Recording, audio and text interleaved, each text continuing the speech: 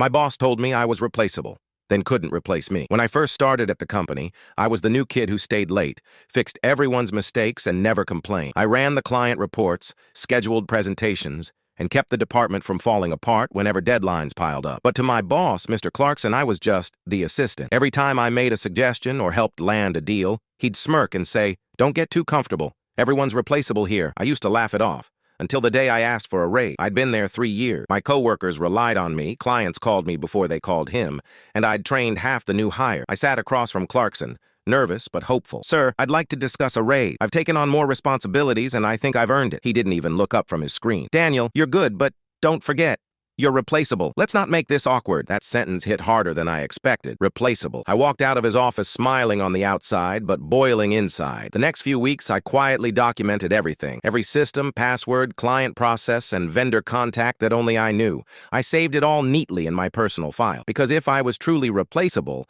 I wanted to see him prove it. Then I got a call from another company. Same industry, better pay, better culture. I accepted immediately. When I handed Clarkson my 2 weeks' notice, he chuckled. "You'll be back. They all come back when they realize how hard this job really is." I nodded politely. "We'll see." On my last day, I organized everything except one thing: my brain. The small details no one ever thought to write down. Like the exact order clients preferred their reports, which vendors needed reminders, and how to fix the glitch in our outdated software that froze every Friday. Those weren't in any manual. Those were in me. 2 weeks later, my phone started blowing up. The office was in chaos.